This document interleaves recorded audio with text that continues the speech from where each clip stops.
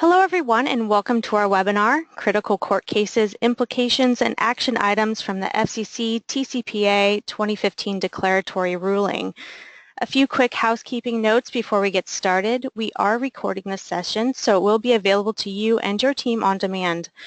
We also have set aside time at the end of the session to address your questions. So throughout the presentation, please feel free to enter your questions at any time in the webinar Q&A control panel. We are pleased to have two exceptional presenters with us today. Michael Lutter is partner and co-chair of Foley and Lardner's LLP's Consumer Financial Services Practice Group. Michael's areas of expertise are TCPA, banking, class action, and consumer litigation. Michael is a frequent speaker on these topics and in his day-to-day practice brings creative solutions to litigation problems. We're really looking forward to the insight and expertise that Michael has to share with us today.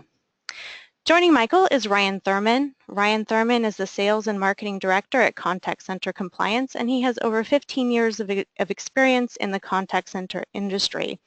Ryan is recognized as a compliance industry expert with a focus on state and federal marketing and privacy regulations, including TCPA, FTC, state and global compliance regulations.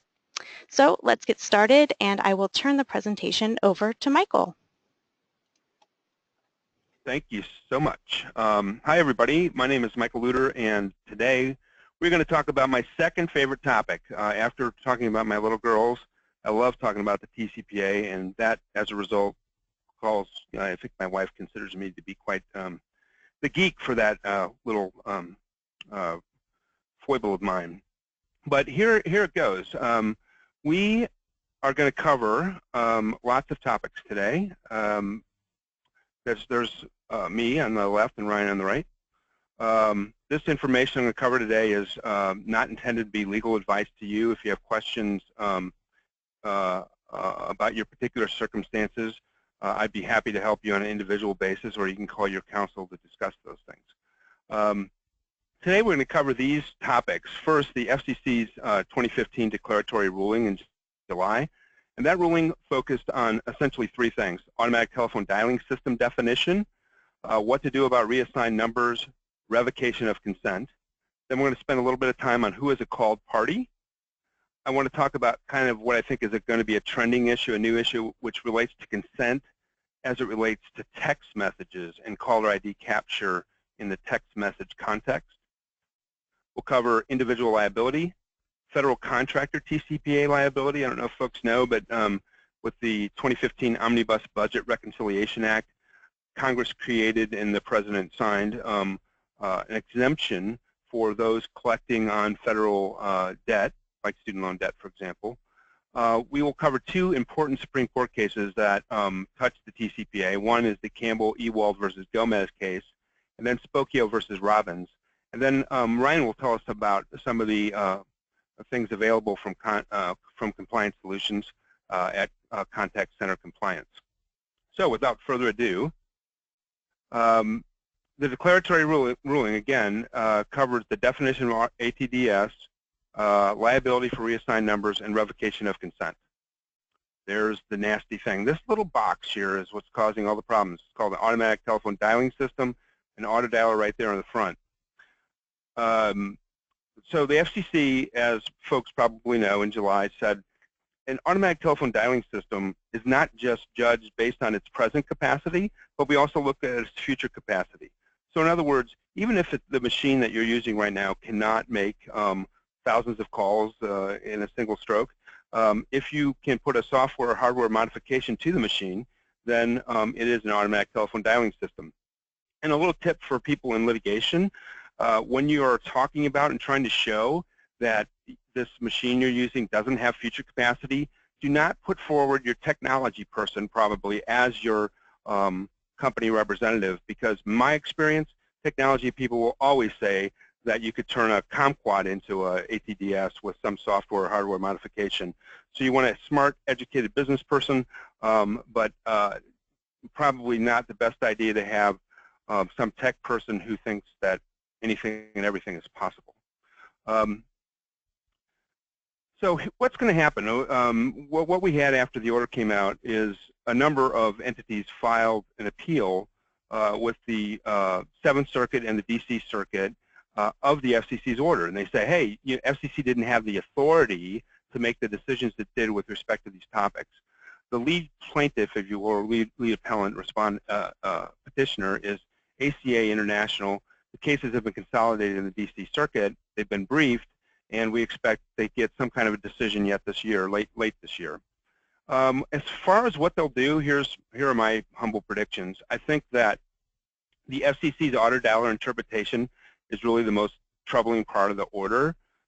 If you think about it, it's not grounded in the language of the statute. The statute talks in terms of a machine having the ability to generate numbers in a random and sequential basis and to store those numbers and dial them. Well, we know that the FCC has kind of written that rule out a little bit by its earlier inclusion of predictive dialers to be considered ATDSs. But again, this is another step away. The language of the statute is pretty clear, and a normal person would not use the word capacity in the way the FCC did. One of the examples of one of the dissenters, commissioner dissenters, was, Lambeau Field has a capacity of 100,000 people. You don't say that it has a capacity of 300,000 people because you could build onto it. It doesn't make sense to think of it that way. Another example that's been used is a 1-gallon bucket doesn't have a capacity for 4 gallons. It's just kind of, how do people really use the word capacity, what makes sense? And the argument is, and I agree with it, that the FCC did not properly construe what capacity means for purposes of the definition of the ATDS. That said, courts will apply a deferential standard of review. This court will. But it is this part of the FCC order that I think seems the most subject to being vacated, with probably little relief on some of the other sections. So let's look at an automatic telephone dialing system. Post-July 2015, courts are doing one of three things. One, they're implicitly rejecting the FCC order without saying so by focusing on only the level of, or primarily on level of human intervention. And what that means is a human being involved with the delivery of each call, whether it's click to dial or whether it's a keyboard press or whether it's dialing all 9 numbers or whatever it is on your touchtone dialing or on your phone, is a human doing one call at a time. In those situations, many courts are focusing on the language of the order that talked about human intervention and almost making it like an exclusive test. It's not, but that's kind of how they're treating it, and a lot of courts are doing that. There are other courts, and often I don't see these coming up as frequently, that are looking at the potential capacity test. If you think about this, the order just came out in July, so you've got, you would have to have a case almost being filed after that, because I don't know that a lot of plaintiffs were really going off and filing complaints in cases where they learned that a human being was actually pressing in all the numbers to make the call and then arguing some future capacity. Until the FCC greenlighted that, those cases were not being filed with frequency. So it's not surprising to me that there aren't a lot of those potential capacity cases out there yet. Also, some of the decisions that came out on summary judgment post-July 15 had already been briefed. The cases have been briefed. No evidence really had been developed probably as to future capacity. So the courts, really didn't have to address it. I think as things get going, it's going to be a bigger and bigger deal. I don't know that it's going to be that big of a deal until after the DC Circuit rules, because if you're a plaintiff's lawyer trying to make some money, you probably don't want to invest a bunch of time on, suing somebody about a smartphone on the theory that it has the potential capacity to be a dialer, because you might be wrong, and then you've wasted all your time and money. So it kind of depends on what the DC Circuit does. The last thing courts are doing, I think wisely, is punting on this. Many courts are just staying TCPA cases until the DC Circuit decides. Some courts, when they're staying it, is explicitly and are explicit in their rejection of the FCC's interpretation. For example, this Eastern District of Wisconsin case, Gensel, the court just said the FCC majority interpretation contradicts the plain language of the statute. So unlike a lot of situations where district courts can review the administrative rulings of one of the federal regulatory bodies, not so with respect to FCC. there's a special review called under the Hobbs Act, and that review must go to a court of appeals. So that's why we see, in some cases involving different regulation, you might see a federal judge saying, you know, I don't defer to the interpretation of the regulatory body because I think they exceeded their bounds. Can't do that with TCPA cases because of this special Hobbs Act provision. So that's why I think a lot of these courts are simply saying, okay, if I can't do it, at least I can stop it. I'm going to give you some examples of how courts have treated ATDS cases since the ruling. This case, Strauss case, I think is an interesting case because it kind of shows you maybe the art of the possible.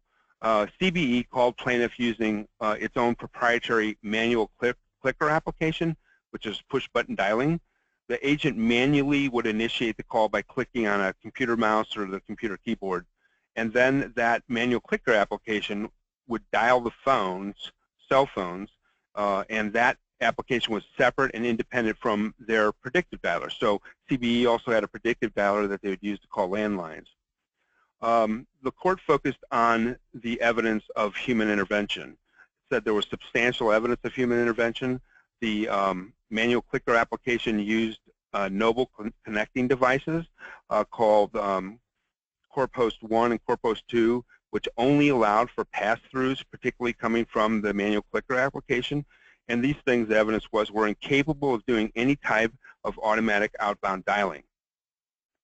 For that reason, the court granted summary judgment to CBE Group on the basis that it was not an automatic telephone dialing system that was being used.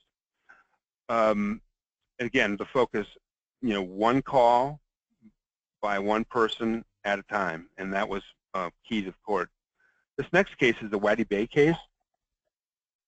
By the way, these, like if I didn't mention, all these cases are post the July 15 order. And this case is a good case, and it kind of shows you how to prove and marshal your evidence in TCPA cases. Here, what we had was a CEO affidavit stating that the phone system they were using was not capable of making automatic or auto-dialed calls. Now, in most cases, that's not going to be sufficient. A CEO typically is not going to be someone who would have personal knowledge to opine on that issue, but maybe this one did, and in some cases, that certainly would be the case where the CEO would have the requisite information. I think the key here were the next 2 points. The telephone vendor put in an affidavit that said it hadn't installed, supported, or maintained any predictive dialer or power dialing software, features, or functions on the company's phone system, and the company's discovery responses stated that calls to the plaintiff's cell phone were initiated by an employee who, quote, had to take the phone's handset off the receiver and use her finger to physically push the number buttons on the phone to dial. Summary judgment appropriate. So, you know, in my practice, I respond to a lot of the TCPA demand letters, and oftentimes what I'll do is I will take a photograph of the phone that the person actually used. I'll say, this is the human being who dialed it. This is the phone where she pushed the actual numbers, and send that to plaintiffs. A lot of time that'll satisfy them because they don't want to, I think, at this point, get into this business about, you know, what's the theoretical functionality of that phone until they get some clarity from the DC Circuit. Also, I want to point out that throughout this presentation, a lot of these slides, a lot of these cases focus on debt collection, which is where a lot of, and if not most, TCPA cases come from. You know, you see some big activity and splashes for violations of the do not call list. You also see some with respect to marketing because people haven't properly gotten the consents. But really, the cases that are really flowing out and are giving us guidance right now come up in the debt collection context, and that's why they're here in this presentation with frequency. The next case is the Sapphire Gentlemen's Club case, which I'm not going to say it was wrong. I'm just going to say that there are probably a lot of courts that would take a different position on this. Here are the facts. Listen to these facts and tell me if this doesn't sound a lot like what you might do with your own dialer. A club employee inputs telephone numbers into a third-party mobile marketing website. So each day, this person would load up a number of numbers, presumably either uploading them or individually putting them in. He then would type the message, the content of a text that would be sent out to these phone numbers, and then he would push send on the website in order to deliver the, all those messages, potentially thousands of them, in real time or at some date in the future. The court in the Sapphire Club case said that was enough human intervention to carry the day for the club, but I think you'll see that, and we'll see in a minute, that those same set of facts might have been decided by other judges in a different way. Here's one, and I think this really kind of presents a good contrast with the Luna case. In this case, the Collecto employees entered a debtor's account information into its collection database. Then they import numbers into the dialer to create call lists. And when the employee logs into the dialer, he or she selects that group, a group of call lists to initiate the call, and then the dialer dials them. According to the court, this is auto-dialing. The FCC's definition is based on the capacity of the dialer to operate without human intervention, and not whether some act of human agency occurs at some point in the process. In other words, the defendant here argued that, hey, we had to select the group, and at some point a human being put this number into the database. That's human intervention. The court said, well, no, wait a second. Every automatic telephone dialing system requires some initial act of human agency, like turning the machine on or plugging it in. But according to the court, it doesn't follow that every subsequent call is the product of human intervention. And I think probably that thought and this case will eventually represent the majority thinking in courts. It's possible that Luna could get some traction, but I think the thoughts here in this Collecto case are probably more likely to have that happen. Finally, if you read these facts in the Time Warner case, you probably say, well, this is no-brainer stuff, but let's talk about maybe why it's not. Time Warner used, according to the court, an ATDS when its calls were initiated from its interactive voice response system. Every day, the interactive voice response system would review the billing system and call the telephone numbers associated with overdue accounts. All this happened without human intervention. The IVR could not produce or store numbers using a random or sequential number generator and was not a predictive dialer.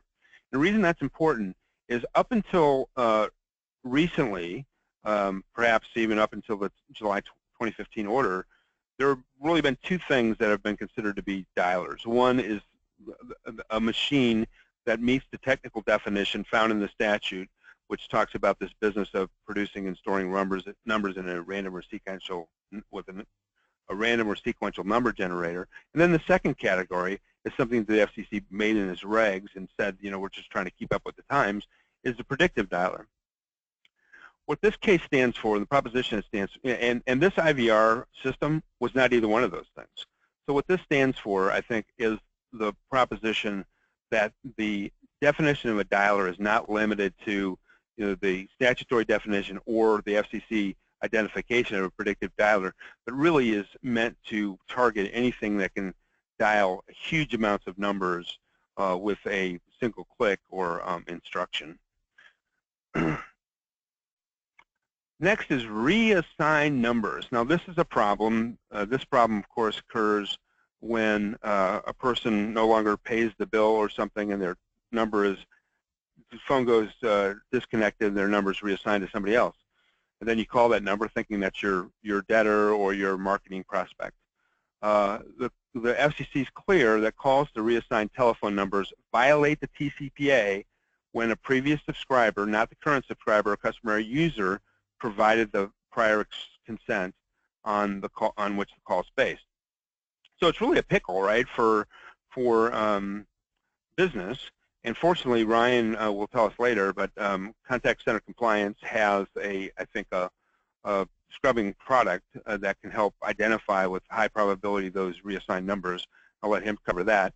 But this is a real problem. So industry has been asking FCC, what about this? And the FCC did not give much relief here.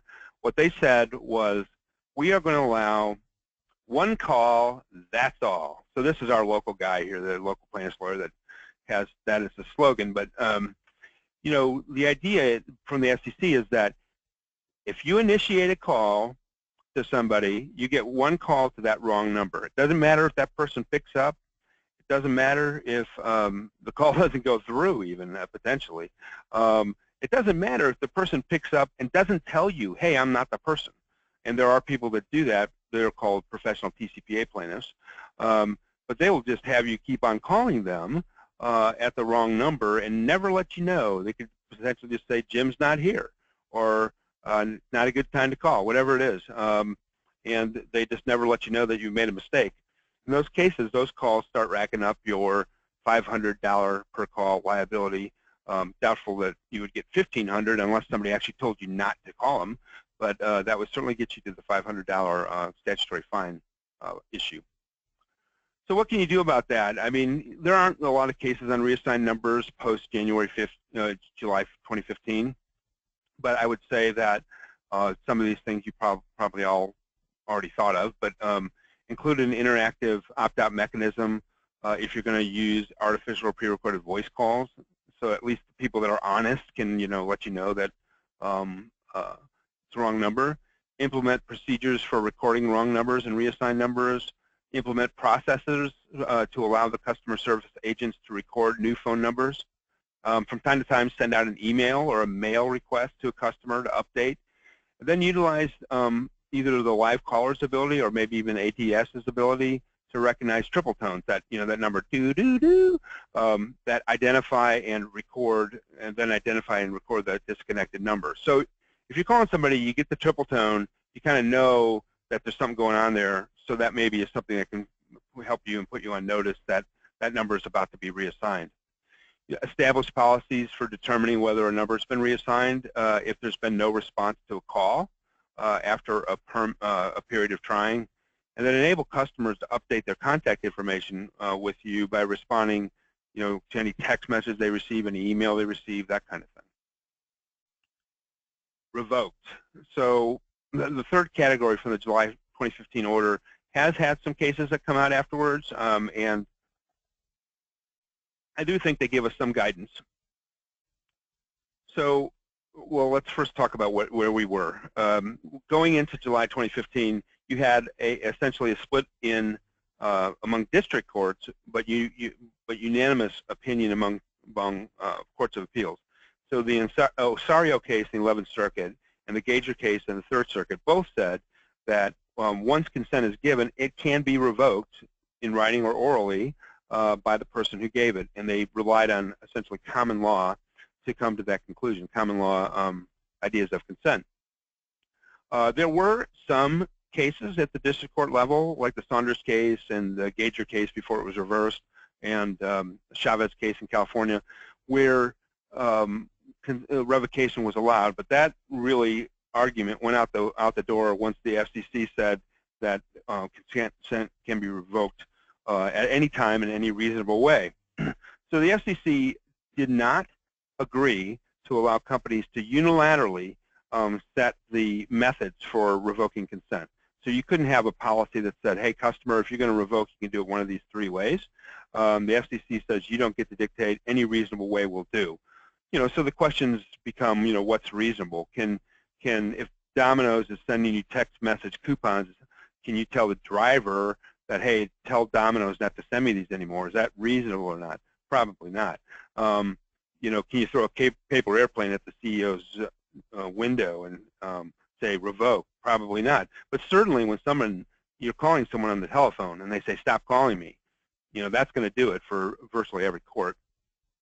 So what can we do about this? What can you do to make some kind of policy that will help you deal with the revocation of consent issue? Well, first thing is, the FCC potentially gave us a bit of a gift in their DC appeal arguments. So we talked earlier that the case is on appeal. The FCC brief has been filed, as have all the other briefs. And in the FCC's brief, they were careful to say, look, we prohibit your unilateral instruction to your customers about how they can revoke. But we didn't say anything about whether you could have an agreement with your customer about that. So, you know, an FCC brief is not the same thing as an FCC order, but you could go in, if you had a case, and argue to a court, look, we have a contract with our customer, and that contract provides that revocation will happen in one of these three ways.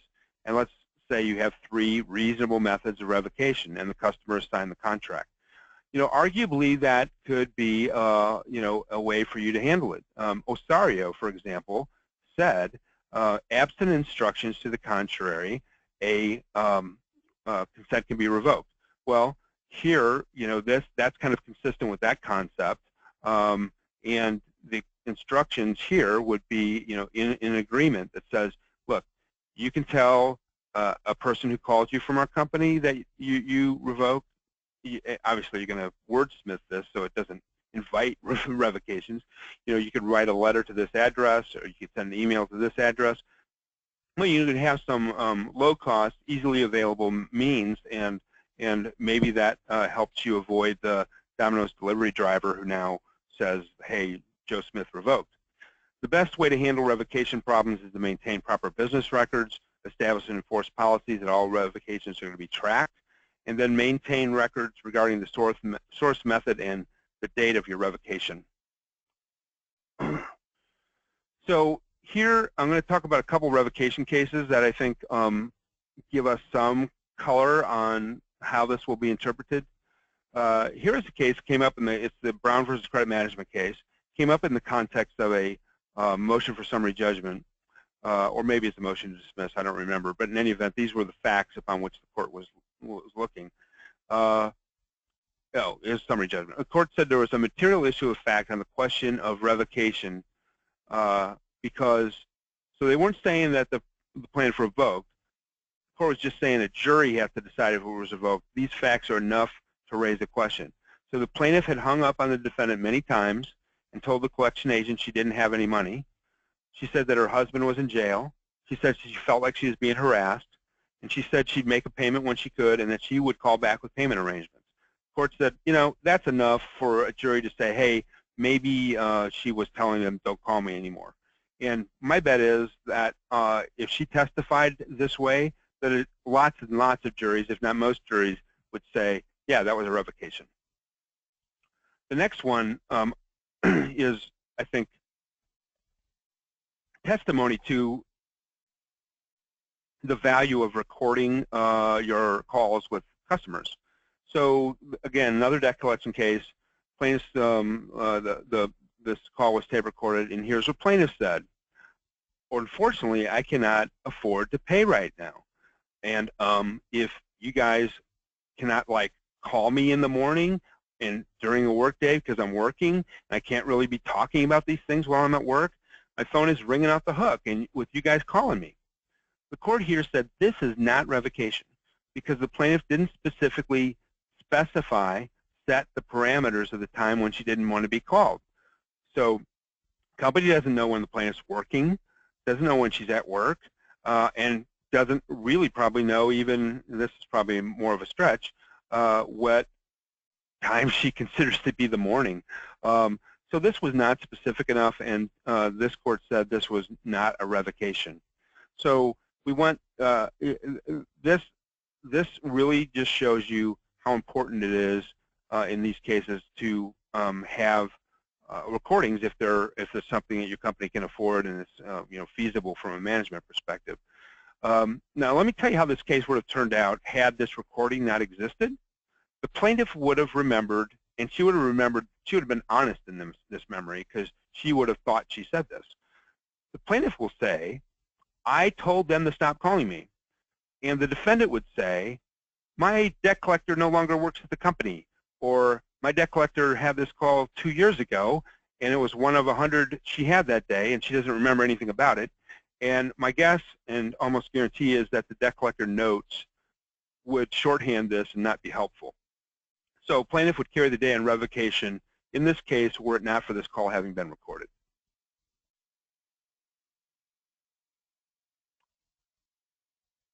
here's another one, and I think this is kind of interesting, and that is that revocations can be undone. So in this case, this Lawrence case, the plaintiff had verbally requested that Bayview Loan Servicing not call him after he had provided early consent to do so. But then he sent letters to Bayview in which he essentially provided renewed consent. He gave them the number again. So, and asked that they call him.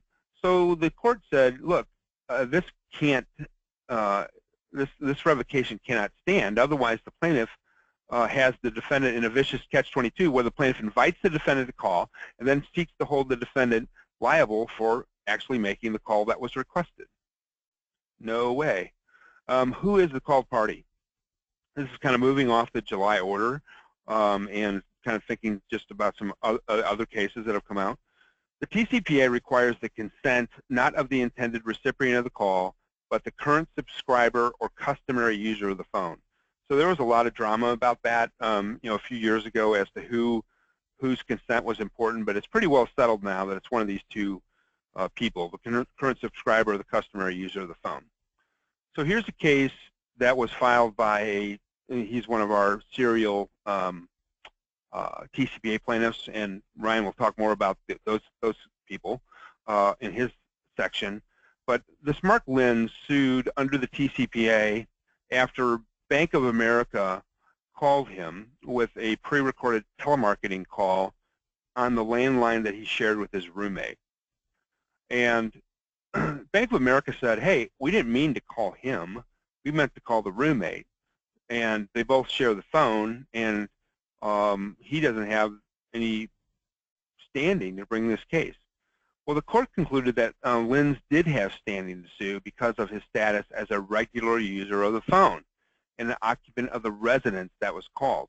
The court said anybody in the zone of interest protected by the statute may state a claim. So if you think about what is the statute meant to do, the statute's meant to protect privacy concerns. So stop the phone from ringing off the hook, that kind of thing. So anybody with an earshot of that uses that phone, not the guest to your house, but certainly your immediate family members that live there, all would be within that zone of interest.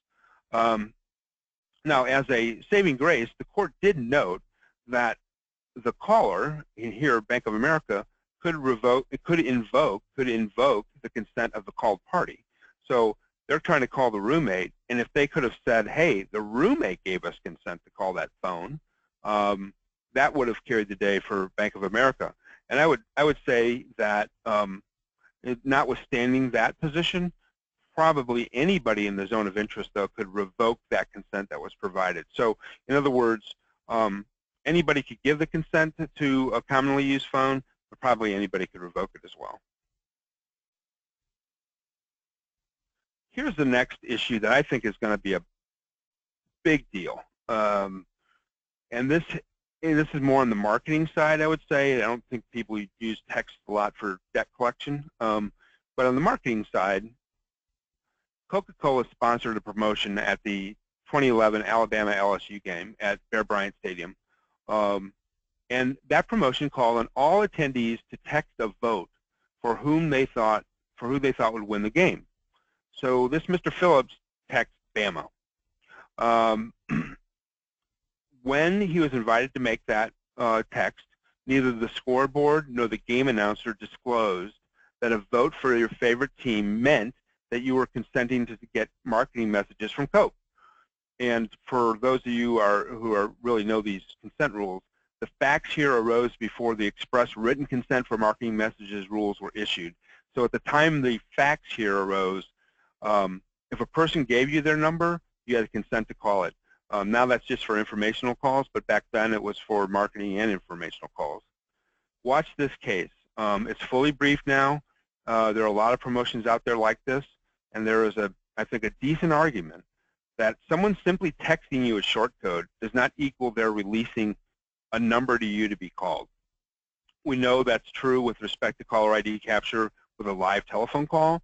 I think it's probably also going to be true with texting. We'll see how the court goes, but it's a open issue, and I think one that probably a lot of marketing efforts center around, and they should be thoughtful about how they put together those campaigns.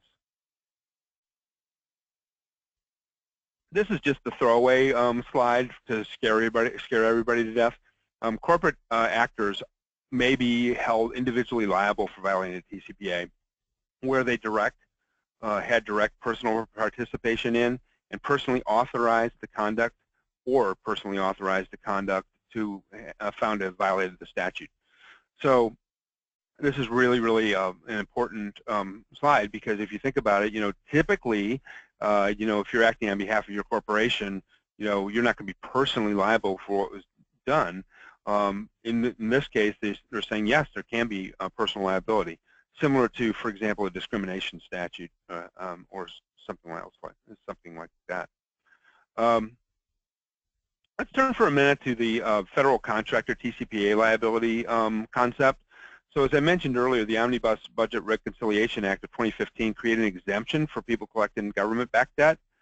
The FCC just issued a notice of proposed rulemaking at the beginning of May on this because Congress asked the FCC to issue regulations limiting the duration and frequency of calls. The FCC came out and said, hey, 3 calls a month, kind of the same thing, then they don't have to pick up, you just get to make the call. But I thought what was interesting here was to kind of just give you an idea of where this FCC is coming from and I guess what it will do to make its point. The comment period for this closed, the initial comment period closed at the beginning of June, and on the Friday before it closed on a Sunday, maybe 50, 60,000 comments were uploaded by the FCC onto the portal holding all the comments. And these were all individuals making comments. And as I understand it, they just simply took all the complaints that had been made about telemarketing calls or collection calls and uploaded them as if they somehow related to this particular rulemaking process.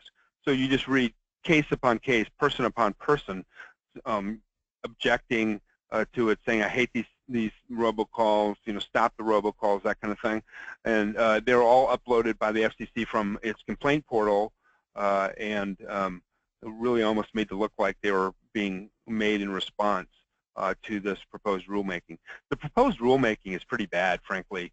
There are some problems here of wide application.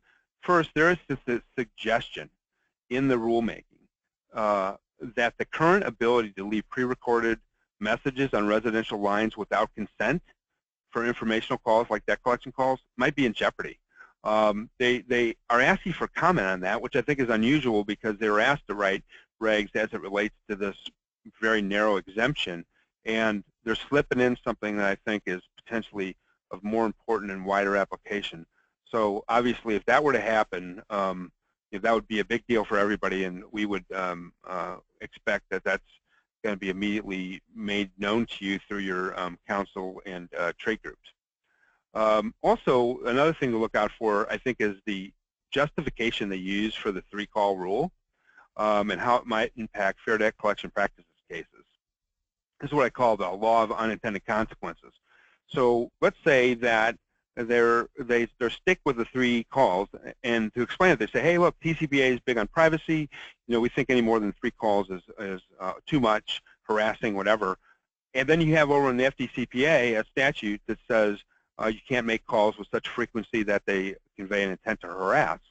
Now plaintiffs' lawyers are going to go in and say, hey, we've got a federal agency here saying 3 calls a month is the limit. So it'll be interesting to see what language they use, but that language could be used by litigants in a very unhelpful way, I think. Also, if they come out, as I mentioned before, I don't think a lot of people text message debt collection messages, but if the FCC comes out with a limit on the number of characters, and this is of course going to be important just for these people covered by the exemption.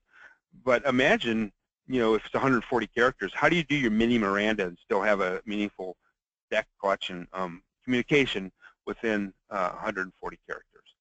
So we'll see what happens with that. The next slides I'm covering are these 2 important Supreme Court cases. The first one is Campbell-Ewald versus Gomez, and not to get too far in the weeds, but basically the federal rules of civil procedure say that a defendant can make an offer of judgment to a plaintiff to give them full relief, and if they don't accept it, there are some consequences, like, if they get less at trial, the defendant can recover costs, or if they lose, the defendant can recover costs. But anyway, what people were doing was basically making these offers of judgment in TCPA cases and offering them the full amount, and this was going to basically plaintiff representatives in class cases. And then they would go to the court and say, hey, look, the plaintiff is getting everything that the plaintiff possibly could get. We've offered a full judgment to them, and we offer to stop doing it, and we've given them $1,500 per call, times as many calls as it was. They're done. They can't keep suing after they won. So the issue to the Supreme Court was, one, does that moot the plaintiff's claim? And two, more importantly, does it moot him as a class representative so that the class goes away? The Supreme Court addressed that and said, no, an unaccepted offer is just like an unaccepted contract offer. It's nothing. It's a nullity. But they did leave open one question, and that is whether the district court had the authority to enter judgment for the plaintiff over the plaintiff's objections and dismiss a case if the full amount in controversy were actually paid. So paid into the court registry, or actually paid to the plaintiff as a certified check or something, and he actually cashed it.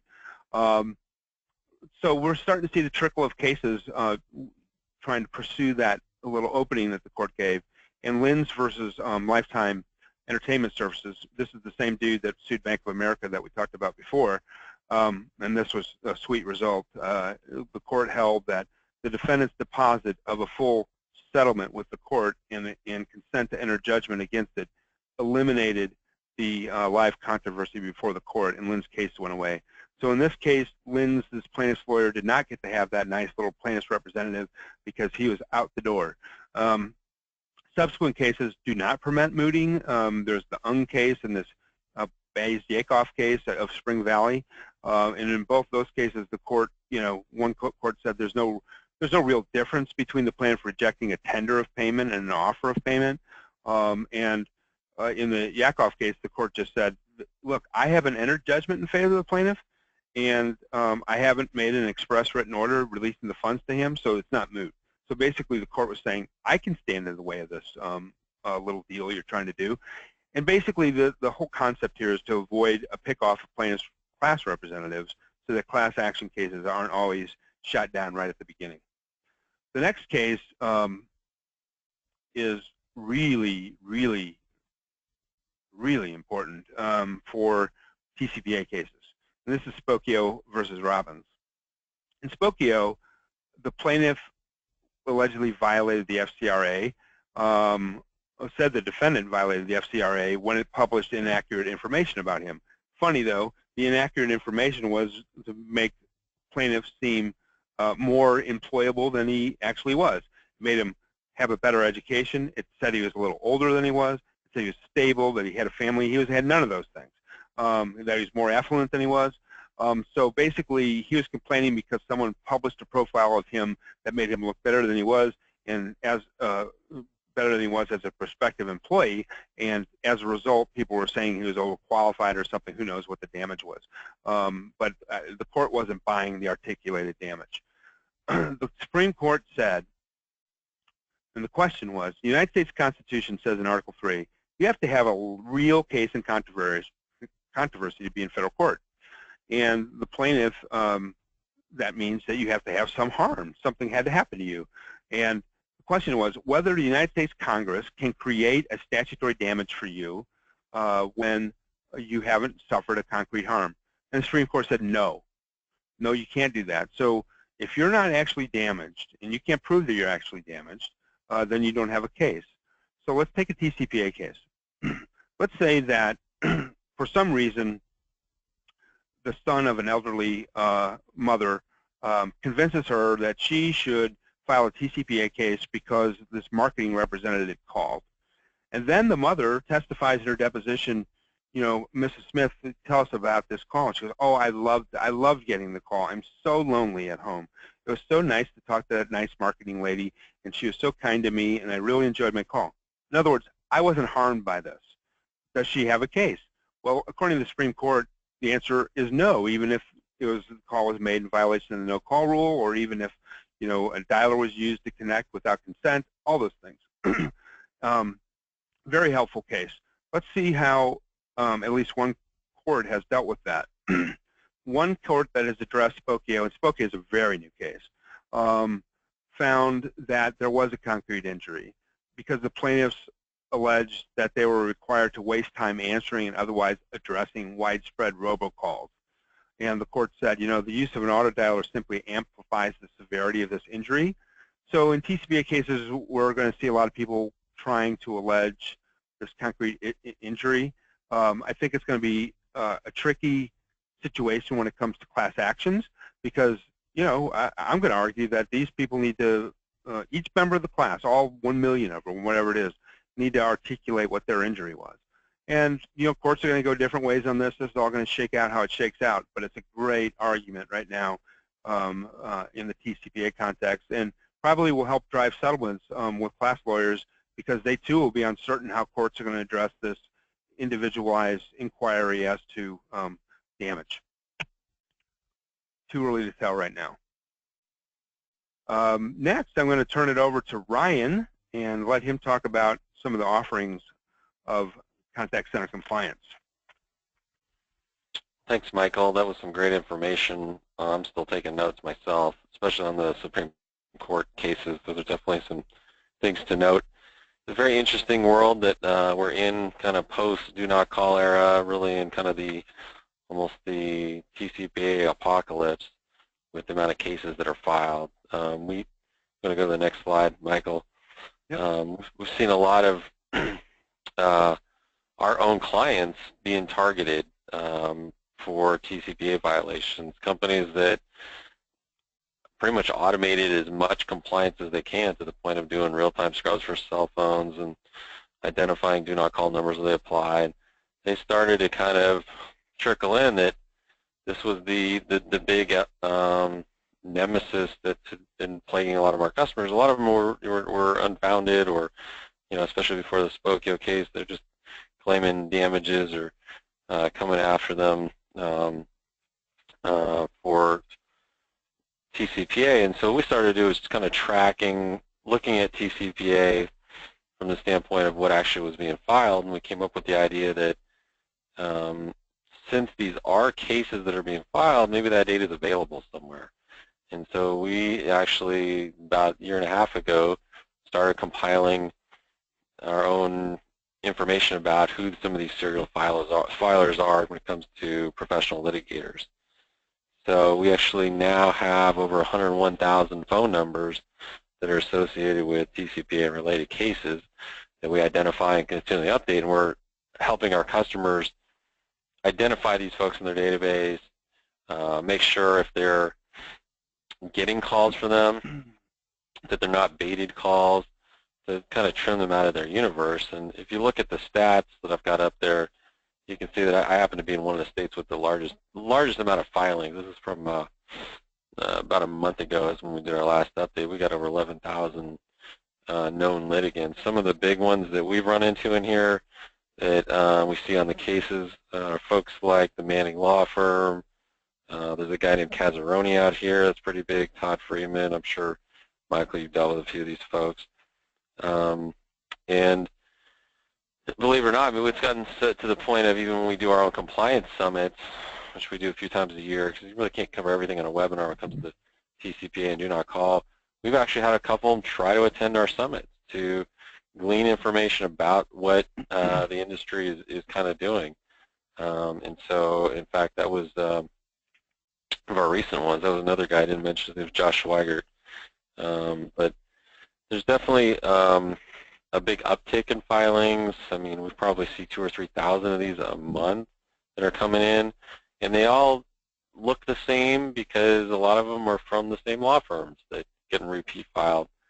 So it's a good way to kind of identify, at least from a solution perspective, the problem goes beyond the, is it a cell phone, is it a landline, is it a VoIP number, which is a whole other issue, or is it a professional litigant? And so we've got some good tracking on that, and a good amount of our customers add that into their services with us. Can I go to the next slide? Yep. So some of the risky practices that are out there, we had a real good example of one recently, which was the case against the featured films for families. These are the folks that they basically numb out movies and take out all the F-bombs and stuff like that. Well, they were using robocalls in kind of a high volume fashion. We got 100 million violation, and I think the math on that goes out to like $1 trillion potential DNC fine. I mean, so there's things like robocalls that just people, they get carried away, and you get in other industries that typically don't think they need to comply, that do a TCPA, they get sideswiped. So if you look at like, I think some of a good example is political calls. I can't tell you how many conversations I've had with people where they believe that they can call, if it's a voter file, they can call a cell phone with a dialer. They don't need consent. You got good examples there. Obama for America got sued. Trump campaign has 2 separate TCPA lawsuits. So political is another one, and the other one would be the B2B side of things.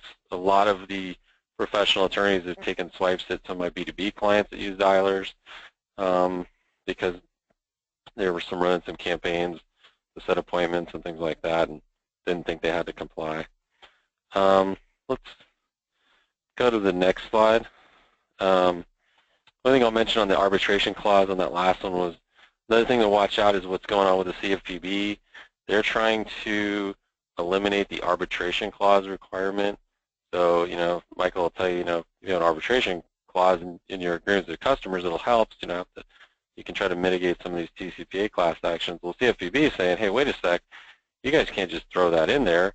And they're got a whole rulemaking right now. That's kind of one of these outliers you want to take a look at.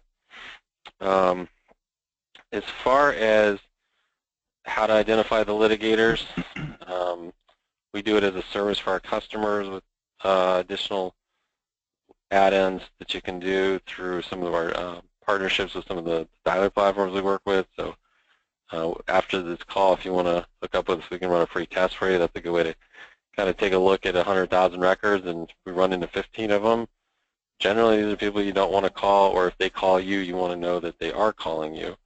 One of the scams I've heard about is that you get these professional litigators and their quote colleagues that will they'll call you, but then they'll hang up before they can connect to an agent.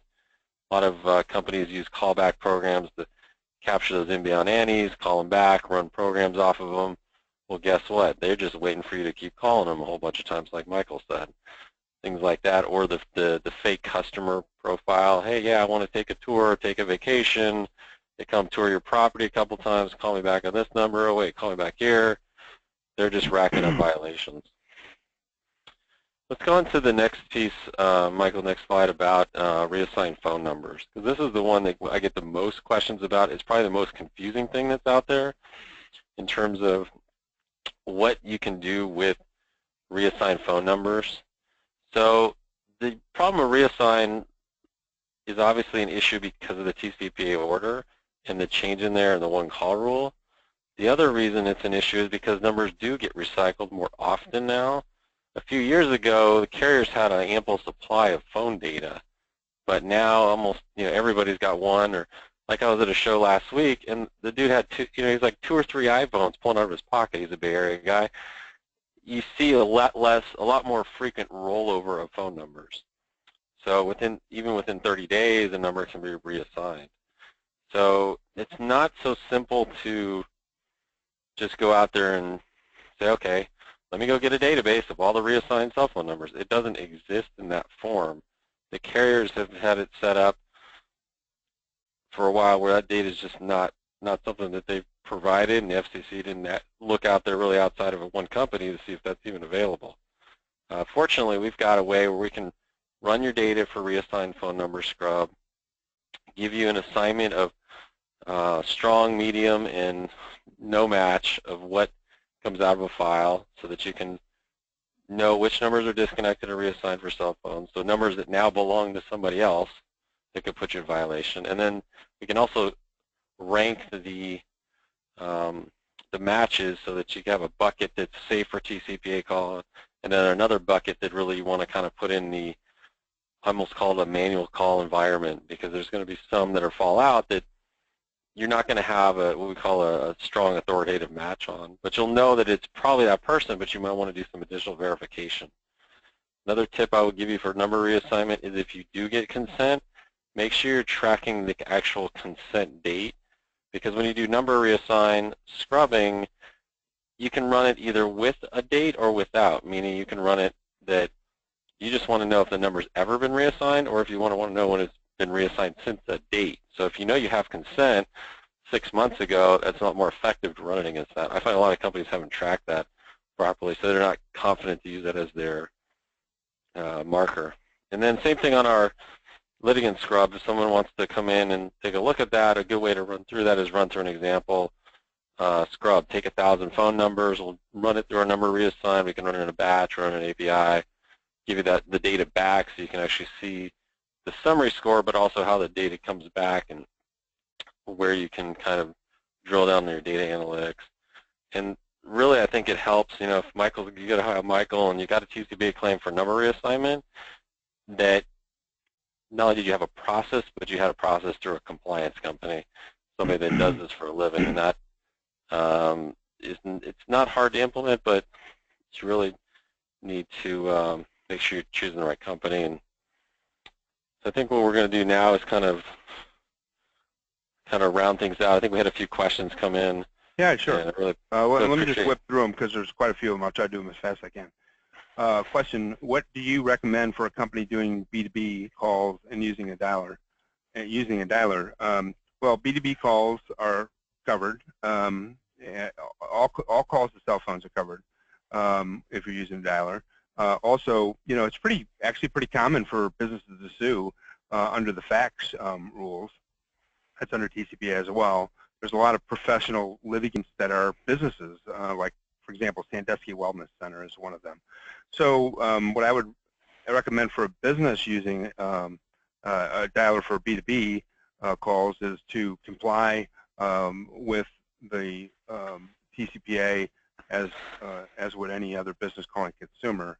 Someone asked, what are the largest TCPA settlements? Or, you know, what's out there? Cap 1 settled a TCPA case for, I think it's the largest TCPA settlement ever, is $75 million.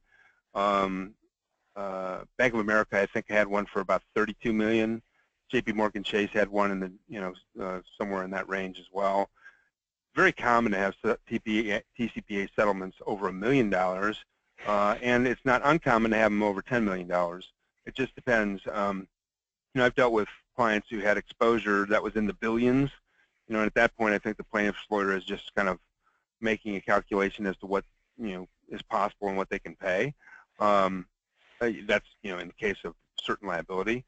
But yeah, they're sometimes pretty enormous. How will they know I'm using a dialer? Well, typically, what plaintiffs allege in their complaint, they're not allowed to just say, hey, I was called with an automatic telephone dialing system. What they'll usually allege is that I received a call and there was a pause, or I heard clicking in the background, or I heard people talking. Basically, that is enough for most courts to say, you know, that withstands a motion to dismiss to allow discovery. And then how they know is they take discovery and find out the number was called using a dialer. So, you know, they'll get a list of all calls made with a dialer to a given number, you know, your plaintiff's number in an individual case. And it's not very difficult to allege, and once you get into discovery, it's not very difficult to prove. There may be issues about whether a particular technology you're using is in fact a dialer under the FCC definition, but certainly they'll be able to find out what kind of technology you were using. Next question, how long do I need to keep records for TCPA wireless scrubs? I'm not quite sure what that question means, but I would say that the TCPA has a 4-year statute of limitations. So certainly the minimum period for retention of scrub data, if I understand what you're meaning, would be 4 years. I'm not saying keep records of all calls you call for 4 years, but it seems to me the scrub is a defensive kind of evidence. And just keep in mind, 4 years, you should talk to me or your legal counsel about whether you're keeping other records for that period, because there may be reasons to do it or not to do it, depending on your circumstances. Hey, Michael, can you bring up the final slide so people have our contact information? And yeah, sorry. As we finish this up, we are going to get out an email with a copy of the deck, probably a copy of the recording, and our contact information as well. And then, like I said, it's not always easy to cover a lot of this stuff in a short hour format. We've got a couple of compliance summits coming up, one in Chicago, end of July 28th, one in San Diego down in end of October. We'll get you some information on that as well. Can I keep rolling? Yeah, go ahead. Okay. Next, is there a safe harbor under the TCPA? Yes and no. There is no. TCPA is a strict liability statute at the $500 penalty level, but the multiplier for willfulness, I would argue, where it's $1,500 per call, is kind of like a safe harbor. You can go in and say, you know, I had all these policies and procedures in place. I didn't mean to do this, and maybe a judge would hit you for $500 instead. Also, there are 2 cases out there that I'm aware of where, you know, frankly, these are going to stay a minority position, I'm sure, where the courts basically implied a good faith exception. If you're trying, no penalty at all. But that's in court decisions, certainly not in the statute and not in the reg. Let's see. Where did the information come from regarding the FCC consumer complaints being uploaded as comments to the NPRM? I would say I got that secondhand. I spoke with another lawyer that I trust and know that practices in the TCPA area who spoke with someone at the FCC, and they told them that's how it happened. And let's see. I think that those are all the questions. Thank you, Michael, for answering all of those. And if there's a couple others that float in that are a little more detailed, we can always follow up offline. Yeah, sure. I think this is a good session, a good update. Like I said, I actually took a couple notes myself. There's a lot going on, and it's important, I think, to look at kind of all angles until this kind of blows over, and take a look at what happens with the petition. And it actually is a fairly interesting time out there when it comes to compliance, and with a lot going on. There's, you know, like others said, other opportunities to connect. We'll follow up very shortly here with the slides. Appreciate everyone in the audience and their patience in terms of trying to get to their questions and their input, and we look forward to doing this again in the near future. I enjoyed doing it. Thanks for inviting me. Thank you.